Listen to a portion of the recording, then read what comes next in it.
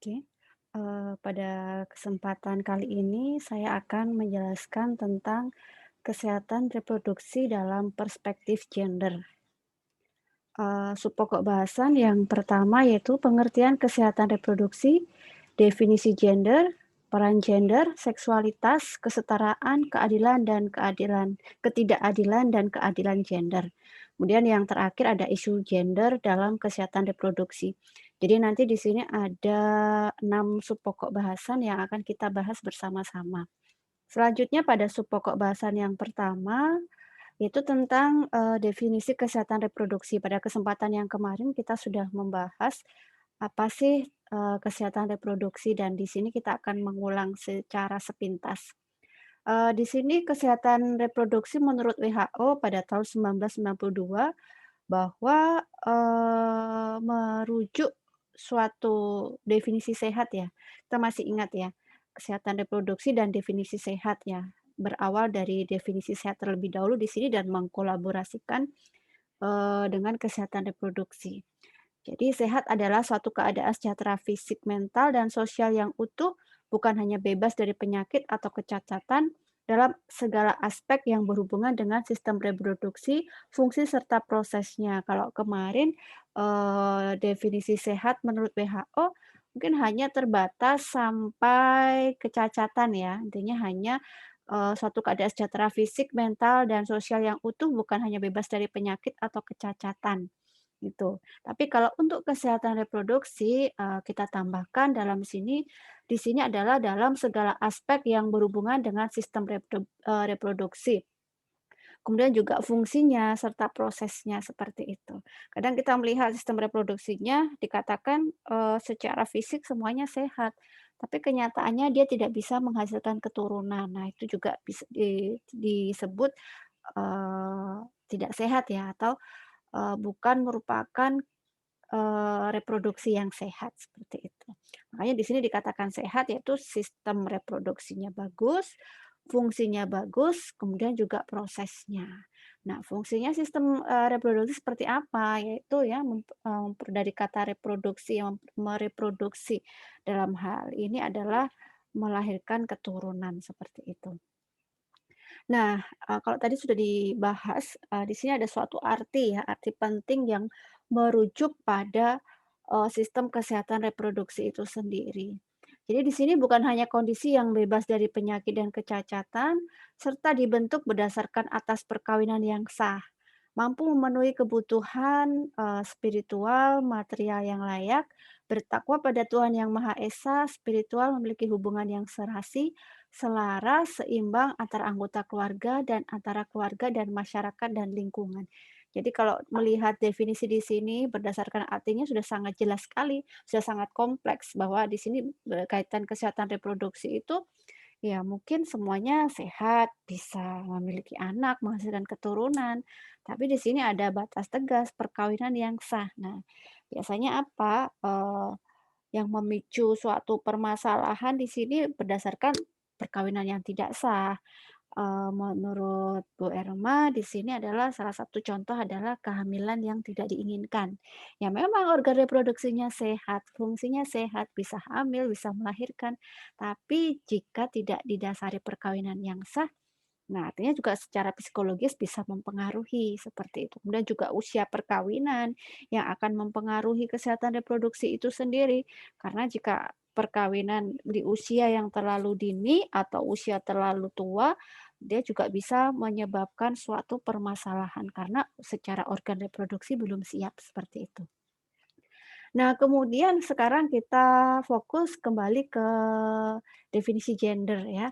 Kalau tadi kita sudah membahas kesehatan reproduksi dan sebenarnya sudah masuk di pertemuan yang sebelumnya, karena di pertemuan ini kita hanya fokus, membahas tentang, gender ya, kesehatan reproduksi di dalam gender. Definisi gender sendiri itu adalah, pada awalnya dari kata dalam bahasa Arab, yaitu jinsiyun yang kemudian diadopsi dalam bahasa Prancis dan Inggris menjadi gender. Jadi, sebenarnya gender dulu kalau, menurut teori ini berdasar dari bahasa Arab dan kemudian berkolaborasi menjadi gender dan, setelah dari bahasa Prancis dan Inggris, kayaknya udah disepakati ya, satu dunia, ya artinya baik Indonesia mau dimanapun semua menggunakan kata gender seperti itu, ya. Nah, masih definisi gender, menurut Badan Pemberdayaan Masyarakat pada tahun 2003, apa sih sebenarnya definisi gender? Gender adalah perbedaan antara laki-laki dan perempuan dalam peran, fungsi, hak, tanggung jawab, dan perilaku yang dibentuk oleh tata nilai sosial, budaya, dan adat istiadat. Nah, sebenarnya, Kak, di sini, perbedaan antara fungsi, hak, dan tanggung jawab. Sebenarnya kalau menurut saya secara pribadi, kita baik laki-laki maupun perempuan itu kan sama-sama suatu makhluk ciptaan Tuhan ya. Intinya sebenarnya kita semua bisa, menjalankan perannya, fungsi, hak, dan tanggung jawab masing-masing, baik itu sebagai laki-laki, baik itu sebagai perempuan, baik itu seorang ibu maupun seorang ayah. Tapi di sini karena faktor kepercayaan, faktor budaya, adat istiadat, maka terbentuklah gender itu, bahwa laki-laki itu sebagai kepala rumah tangga. Nah, kepala rumah tangga itu tugasnya apa? Mencari nafkah, seperti itu. Nah, kemudian istri itu tugasnya apa? Tugasnya mengurus anak, seperti itu. Itu adalah tugas-tugas yang dibentuk oleh, manusia itu sendiri berdasarkan budaya, adat istiadat, dan latar belakang. Tapi sebenarnya yang membedakan gender di sini adalah secara fisik. Di sini adalah, yaitu tadi, eee, laki-laki dan perempuan secara jenis kelamin sudah beda. Ciri-ciri laki-laki, ciri-ciri perempuan, seperti itu. Ciri-ciri laki-laki, ya kita tahu sendiri, apa yang menjadi perbedaan, alat kelaminnya sudah beda, seperti itu. Kemudian, secara organ reproduksi, kalau wanita memiliki payudara, seperti itu. Sedangkan laki-laki juga memiliki payudara, tapi kan dia, karena tidak ada hormon estrogen dan progesteron, ya artinya dia tidak ada proses menyusui dan laktasi, seperti itu. Nah, kemudian juga banyak, perbedaan ya, secara fisik, seperti itu. Nah, itu adalah secara fisik dari jenis kelamin. Nah, dari situ kemudian, muncul bahwa karena laki-laki dirasa lebih kuat, makanya laki-laki itu, banyak yang pekerjaan yang lebih kasar, seperti itu. Mengangkat, pekerjaan-pekerjaan yang berat itu tugasnya laki-laki. Sedangkan perempuan tugasnya ringan-ringan. Padahal sebenarnya kalau di dalam ibu rumah tangga, pekerjaan perempuan yang diberikan itu lebih berat. Menjadi seorang ibu, ibu rumah tangga itu berat malahan, seperti itu. Jadi sebenarnya sekarang juga, gender ini nggak seberapa kayak dulu ya, karena masyarakat sendiri juga sudah, berubah ya, cara pandangnya sudah berubah, apalagi di sini banyak yang single parent seperti itu. Jadi tugasnya seorang laki-laki juga bisa dikerjakan seorang wanita, begitu juga sebaliknya, gitu. Jadi ada kala kalau kita ketemu dengan single parent atau apa, ya udah dia merasa tugasnya nggak ada yang katakan gender itu nggak ada, dia semua kerjakan sendiri. Pekerjaan laki-laki dia kerjakan sendiri, peran sebagai ayah, peran sebagai ibu, peran sebagai apapun dia bisa kerjakan sendiri, seperti itu di era perkembangan zaman, seperti itu. Jadi kalau masih ada ya memang saat ini beberapa, yang satu intinya bahwa secara kodrat laki-laki tidak bisa melahirkan, laki-laki tidak bisa hamil, laki-laki tidak menstruasi, hanya wanita yang bisa hamil, bisa menstruasi, bisa melahirkan. Nah, itu yang tidak bisa dipungkiri. Tapi di situ nanti juga ada, perkembangan-perkembangan, permasalahan seks, salah satunya ya memiliki, kita tahu ya gay, seperti itu. Kemudian, jenis kelamin, apa namanya, banji, kayak kayak gitu, transseksual, kayak gitu juga banyak sebenarnya. Itu merupakan suatu masalah, oke. Nah, kemudian, menurut WHO pada tahun 1998, gender adalah peran dan tanggung jawab perempuan dan laki-laki yang ditentukan secara sosial. Kemudian, gender berhubungan dengan persepsi dan pemikiran serta tindakan yang diharapkan sebagai perempuan dan laki-laki yang dibentuk masyarakat, bukan karena perbedaan biologis. Jadi kalau di sini, yang Burma katakan tadi, bahwa di sini masyarakat sendiri yang dibentuk. Contohnya kalau misalkan acara-acara tertentu harus kepala keluarga, harus seorang laki-laki yang menghadiri, harus seorang laki-laki yang berperan, tidak bisa perempuan, banyak hal seperti itu. Masih ada RT itu harus seorang laki-laki, kepala desa harus laki-laki, semuanya harus laki-laki. Perempuan apa tugasnya, tapi kalau sekarang kan enggak, siapa saja boleh melaksanakan, seperti itu. Nah kemudian, tadi definisi gender, sekarang masuk ke peran gender. Peran gender adalah peran sosial yang tidak ditentukan oleh perbedaan kelamin seperti halnya peran kodratri. Jadi nggak ada, perbedaan jenis kelamin ya, boleh dilakukan laki-laki, boleh dilakukan perempuan, seperti itu. Nah, kemudian oleh karena itu, pembagian peran antara pria dengan wanita dapat berbeda di antara satu masyarakat dengan masyarakat yang lainnya sesuai dengan lingkungan. Jadi sesuaikan perannya seperti apa gitu, meskipun laki-laki, meskipun perempuan, kalau, dirasa bisa mengerjakan, tidak ada salahnya, seperti itu. Nah, kemudian selanjutnya dari sini beberapa status dan peran yang dianggap pantas oleh masyarakat untuk pria dan wanita di sini. Jadi, kalau apa namanya, pebasket itu seolah di sini harus laki-laki, seperti itu. Terus kemudian, seorang cheerleader harus seorang, perempuan ya, girl are cheerleaders, boy are football players, boy are pilot, girl are stewardess ya. Iya, dashers ya ini ya. Jadi artinya di sini dari gambar ini kita terlihat kalau perempuan itu lebih pekerjaannya yang itu. Laki-laki pekerjaannya yang ini. Nah, tapi kenyataannya kan sekarang tidak, semua bisa dikerjakan. Kalau dulu itu koki aja kan harus, seolah-olah perempuan, tapi kenyataannya sampai sekarang banyak justru koki itu laki-laki yang banyak, seperti itu.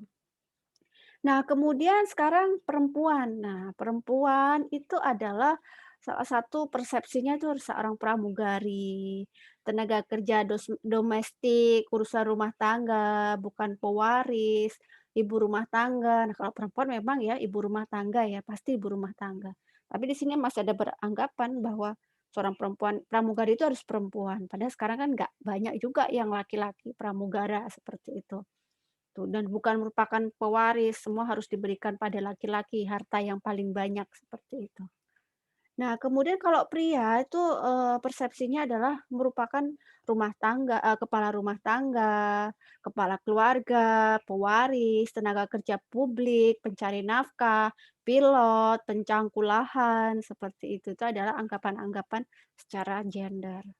Kemudian 3 jenis peran gender di sini adalah peran produktif adalah peran yang dilakukan oleh seorang menyangkut pekerjaan yang menghasilkan barang dan jasa, baik untuk dikonsumsi maupun untuk diperdagangkan.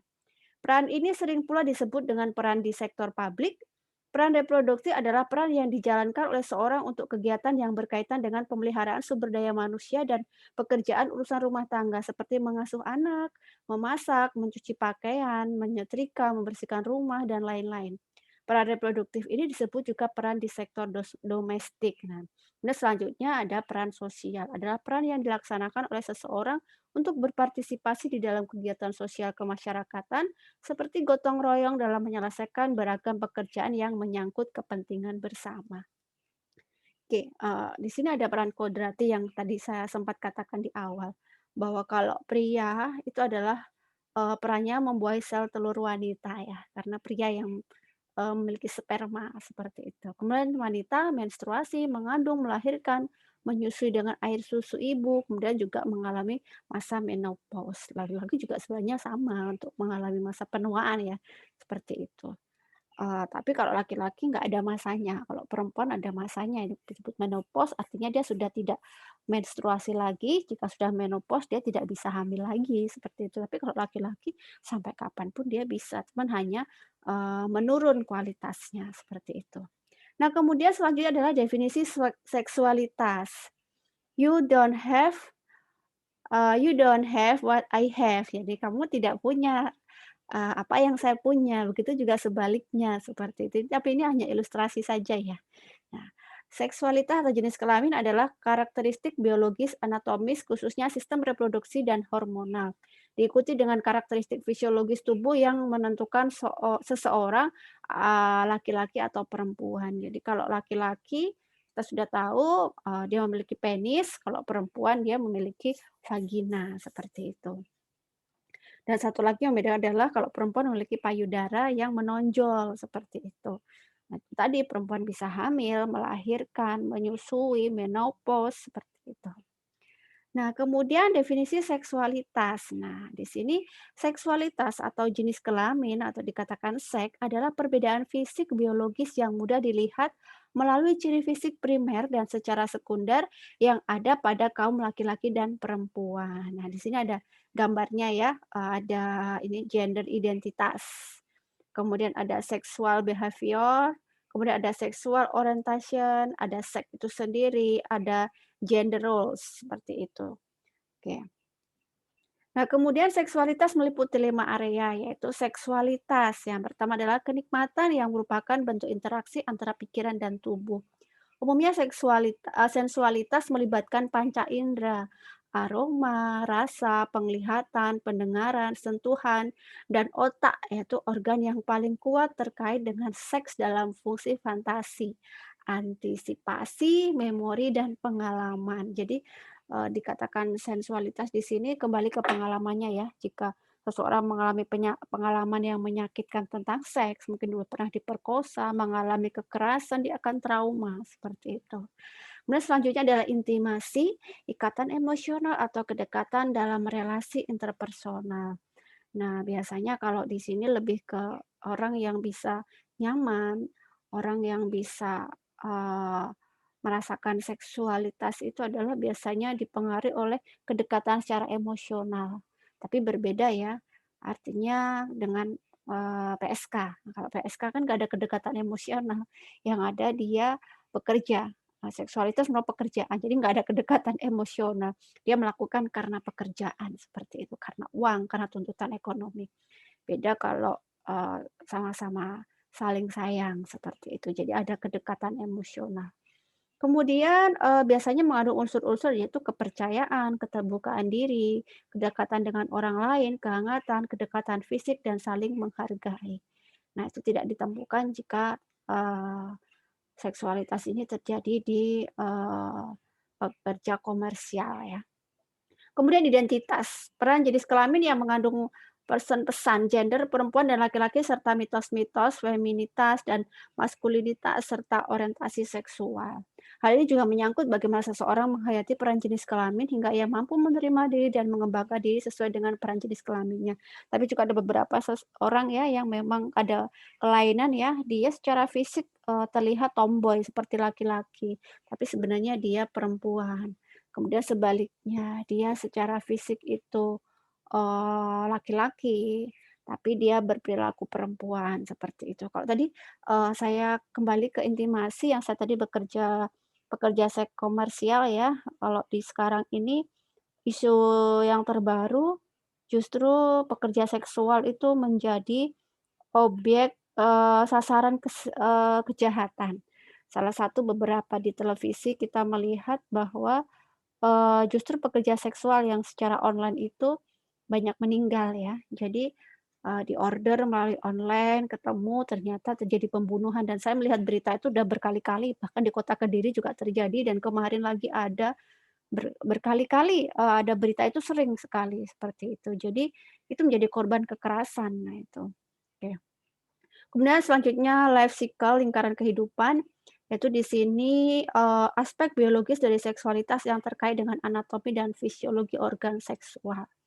Kemudian exploitation atau eksploitasi, unsur kontrol dan manipulasi terhadap seksualitas seperti kekerasan seksual, pornografi, pemerkosaan, dan pelecehan seksual, bahkan sampai terjadi pembunuhan, seperti itu.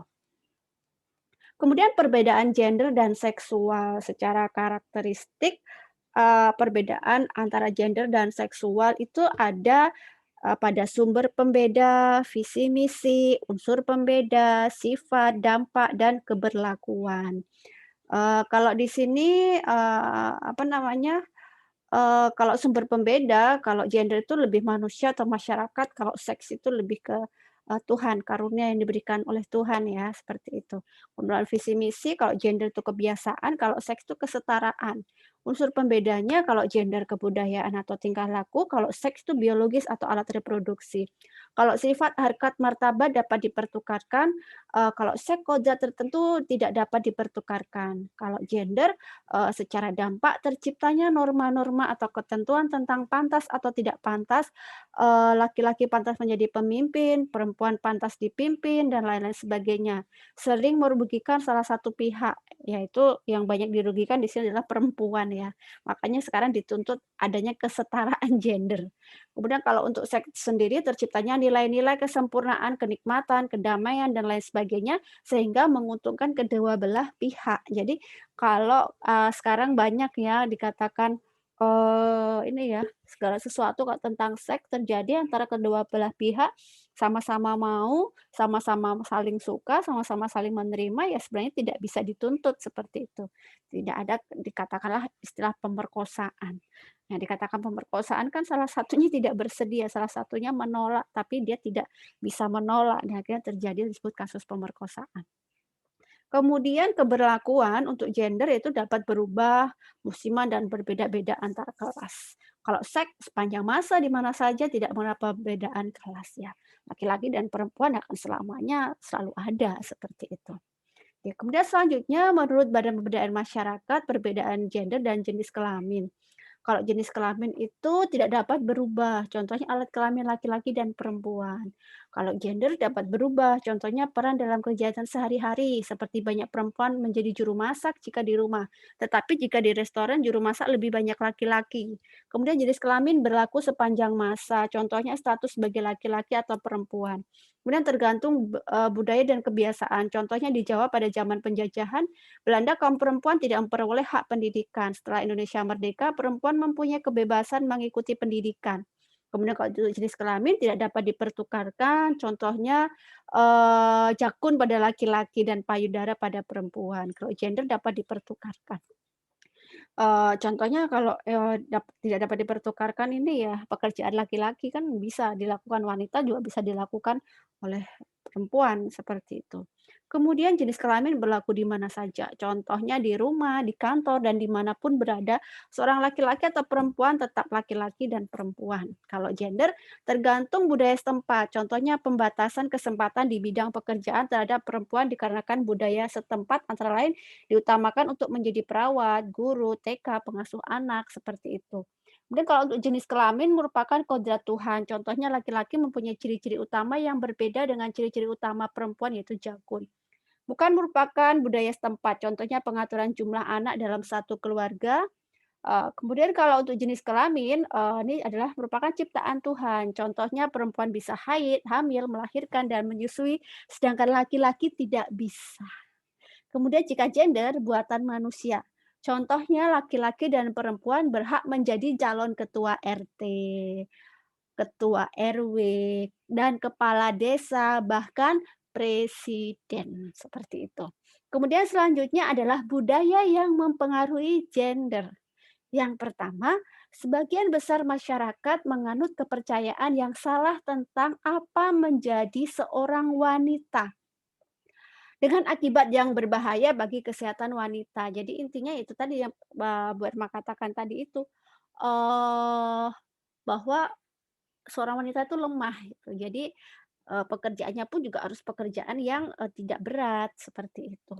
Kemudian setiap masyarakat mengharapkan wanita dan pria untuk berpikir, berperasaan, dan bertindak dengan pola-pola tertentu dengan alasan hanya karena mereka dilahirkan sebagai wanita atau pria. Contoh, wanita diharapkan untuk menyiapkan masakan, membawa air dan kayu bakar, merawat anak-anak dan suami, sedangkan pria bertugas memberikan kesejahteraan bagi keluarga di masa tua serta melindungi keluarga dari ancaman. Itu kan kalau yang mereka menikah, ada suami, ada istri. Bagaimana dengan seorang wanita yang single parent? Yang, kasus perceraian, dia harus membesarkan anaknya sendiri. Ya berarti dia harus menjalankan semua perannya itu sendiri. Peran sebagai suami dia kerjakan sendiri, peran sebagai banyak hal yang dia memang harus mengerjakan sendiri. Begitu juga seorang laki-laki yang dia single parent, seperti itu. Nah, kemudian kegiatan lain tidak sama dari suatu daerah ke daerah lain di seluruh dunia, tergantung pada kebiasaan, hukum, dan agama yang dianut oleh masyarakat tersebut. Peran jenis kelamin bahkan bisa tidak sama di dalam suatu masyarakat, tergantung pada tingkat pendidikan, suku, dan umurnya. Contoh, di dalam suatu masyarakat, wanita dari suku tertentu biasanya bekerja menjadi pembantu rumah tangga. Sedang wanita lain mempunyai pilihan yang lebih luas tentang pekerjaan yang bisa mereka pegang, seperti itu. Peran gender diajarkan secara turun-temurun dari orang tua ke anaknya. Sejak anak berusia muda, orang tua telah memperlakukan anak perempuan dan laki-laki yang berbeda, meskipun kadang tanpa mereka sadari. Jadi pada prinsipnya itu ya ada perbedaan antara laki-laki dan perempuan itu ya kembali ke kita masing-masing karena diri kita sudah diajarkan adanya satu perbedaan, kemudian kita juga sadar tidak sadar menurunkan kebiasaan itu kepada anak-anak yang kita miliki nantinya, seperti itu. Oke. Kemudian, sekarang selanjutnya adalah pengertian diskriminasi gender. Diskriminasi gender adalah adanya perbedaan, pengecualian, atau pembatasan yang dibuat berdasarkan peran dan norma gender yang dikonstruksi secara sosial yang mencegah seseorang untuk menikmati hak asasi manusia secara penuh. Kemudian selanjutnya bentuk-bentuk ketidakadilan gender. Yang pertama, gender dan marginalisasi perempuan. Ini adalah bentuk manifestasi ketidakadilan gender adalah proses marginalisasi pemiskinan terhadap kaum perempuan. Ada beberapa mekanisme proses marginalisasi kaum perempuan karena perbedaan gender. Dari sumbernya bisa berasal dari kebijakan pemerintah, keyakinan tafsiran agama, keyakinan tradisi, dan kebiasaan bahkan asumsi ilmu pengetahuan, biasanya marginalisasi di bidang pertanian. Contohnya, upah wanita lebih kecil, izin usaha wanita harus diketahui ayah jika masih lajang dan suami jika sudah menikah. Permohonan kredit harus seizin suami, pembatasan kesempatan di bidang pekerjaan terhadap wanita, kemajuan teknologi industri meminggirkan peran serta wanita, revolusi hijau yang memfokuskan pada laki-laki mengakibatkan banyak perempuan tergeser menjadi miskin. Adanya pekerjaan khusus perempuan seperti guru anak-anak, pekerja pabrik yang berakibat pada penggajian yang lebih rendah. Kemudian gender dan subordinasi pekerjaan perempuan. Subordinasi adalah anggapan tidak penting dalam keputusan politik. Perempuan tersubordinasi oleh faktor yang dikonstruksikan secara sosial. Hal ini disebabkan karena belum terkoordinasi konsep gender dalam masyarakat yang mengakibatkan adanya diskriminasi kerja bagi perempuan. Contohnya, wanita sebagai hak kawin wanita dinomor duakan. Bagian warisan wanita lebih sedikit. Wanita dinomor duakan dalam peluang bidang politik, jabatan, karir, dan pendidikan. Seperti itu. Kemudian yang ketiga, gender dan stereotip atas pekerjaan perempuan. Stereotip adalah pelabelan terhadap suatu kelompok atau jenis pekerjaan tertentu. Stereotip adalah bentuk ketidakadilan. Stereotip merupakan pelabelan atau penandaan terhadap kelompok tertentu dan biasanya pelabelan ini selalu berakibat pada ketidakadilan, sehingga dinamakan pelabelan negatif. Hal ini disebabkan pelabelan yang sudah melekat pada laki-laki misalnya sebagai manusia yang kuat, rasional, jantan, perkasa. Sedangkan perempuan adalah makhluk yang lembut, cantik, dan keibuan. Contohnya, wanita sumur, dapur, kasur, wanita macak, masak, mana. Nah, itu ya istilah itu masih ada sampai sekarang. Sedangkan laki-laki tulang punggung keluarga, kehebatan pada kemampuan seksualnya, laki-laki mata keranjang, janda muda dirayu, seperti itu. Padahal sebenarnya ya sama, seperti itu. Kemudian gender dan kekerasan terhadap perempuan ya, poin yang keempat ya. Kekerasan adalah suatu serangan terhadap fisik maupun integritas mental psikologi seseorang. Kekerasan terhadap manusia sumbernya macam-macam, namun ada satu jenis kekerasan yang bersumber anggapan gender. Kekerasan terhadap perempuan merupakan kekerasan yang disebabkan adanya keyakinan gender. Bentuk kekerasan ini tidak selalu menjadi antara laki-laki terhadap perempuan, akan tetapi antara perempuan dengan perempuan atau perempuan dengan laki-laki. Jadi meskipun demikian, perempuan menjadi lebih rentan karena posisinya yang pincang di mata masyarakat, baik secara ekonomi, sosial, atau politik. Posisi perempuan dianggap lebih rendah atau lebih lemah dibandingkan dengan laki-laki. Kekerasan fisik seperti pemerkosaan, pemukulan, dan penyiksaan, non-fisik, pelecehan seksual, ancaman, dan paksaan. Nah, sekarang kita juga tahu ya banyak kasus-kasus, pemerkosaan, pelecehan yang sampai mengakibatkan, meninggalnya seseorang. Contoh yang sekarang barusan tren itu adalah, kisah di Bangladesh ya, seorang, wanita ya, kalau saya melihat dari beritanya kan dia pacaran ya, seperti itu ya, tapi nggak tahu, saya nggak mengikuti beritanya, sampai akhirnya dia beramai-ramai ya memasukkan botol, kemudian ditendang seperti itu dan saya tidak melihat videonya, tapi saya melihat dari komentar-komentar di TikTok, kemudian berita-berita di banyak ya, Instagram, seperti itu kan muncul itu kekerasan di Bangladesh, yang seorang wanita itu perkosa, disiksa, kemudian sampai botol masuk ke dalam, seperti itu. Nah, tuh. Kemudian, salah satu contoh yaitu eksploitasi terhadap wanita, pelecehan terhadap wanita, perkosaan, wanita menjadi objek iklan, laki-laki sebagai pencari nafkah, suami membatasi uang belanja dan memonitor pengeluarannya, istri menghina atau mencela kemampuan seksualnya. Ya.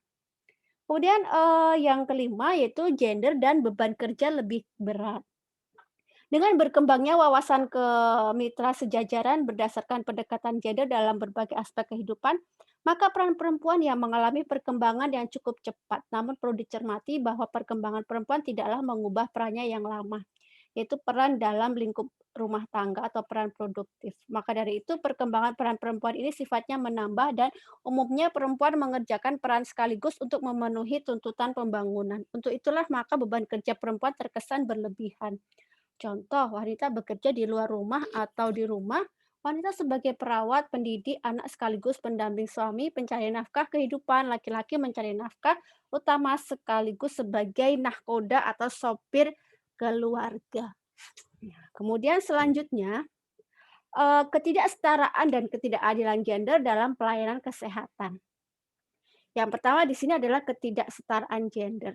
Ketidaksetaraan gender, merupakan keadaan diskriminatif sebagai akibat dari perbedaan jenis kelamin.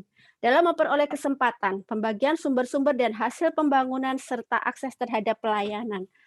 Bias gender dalam penelitian kesehatan, ada indikasi bahwa penelitian kesehatan mempunyai tingkat bias gender nyata, baik dalam pemilihan topik, metode yang digunakan atau analisa data. Gangguan kesehatan biasa yang mengakibatkan gangguan berarti pada perempuan tidak mendapat perhatian bila tidak mempengaruhi fungsi reproduksi.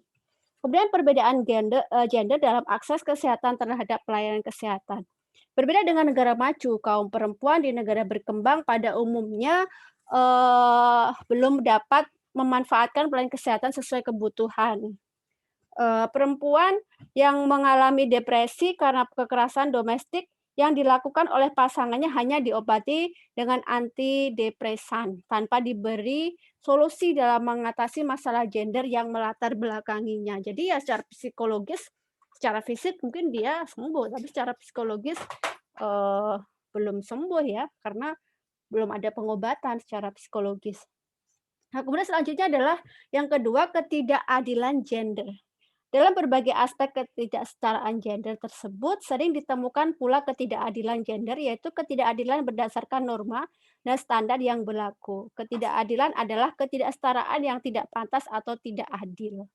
Kemudian definisi keadilan gender dalam kesehatan menurut WHO mengandung dua aspek, yaitu keadilan dalam status kesehatan, yaitu tercapainya derajat kesehatan yang setinggi mungkin, fisik, psikologi, dan sosial. Kemudian keadilan dalam pelayanan kesehatan yang berarti bahwa pelayanan diberikan sesuai dengan kebutuhan tanpa tergantung pada kedudukan sosial dan diberikan sebagai respon terhadap harapan yang pantas dari masyarakat dengan penarikan biaya pelayanan yang sesuai dengan kemampuan. Kemudian selanjutnya adalah isu gender dalam kesehatan reproduksi.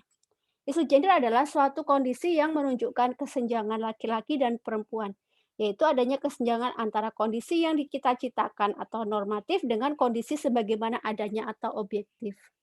Nah, isu gender dalam kesehatan reproduksi ya di sini adalah yang pertama, kesehatan ibu dan bayi baru lahir, safe motherhood. Kemudian keluarga berencana, kesehatan reproduksi remaja, kemudian infeksi menular seksual.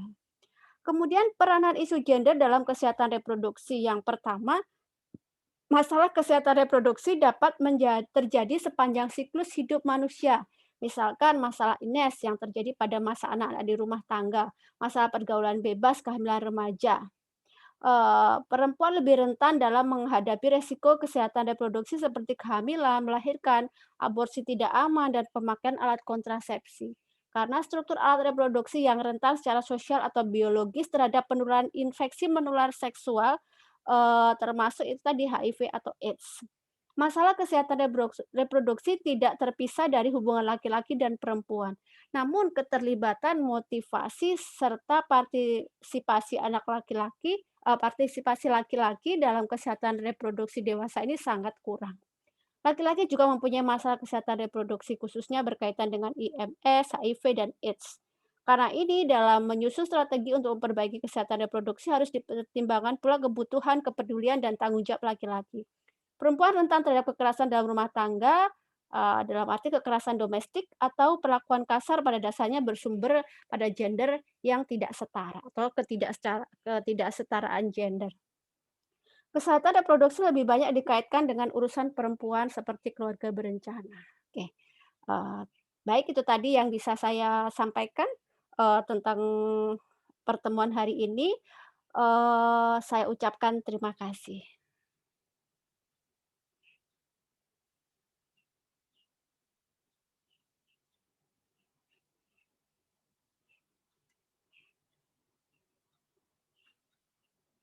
Sudah, Mas.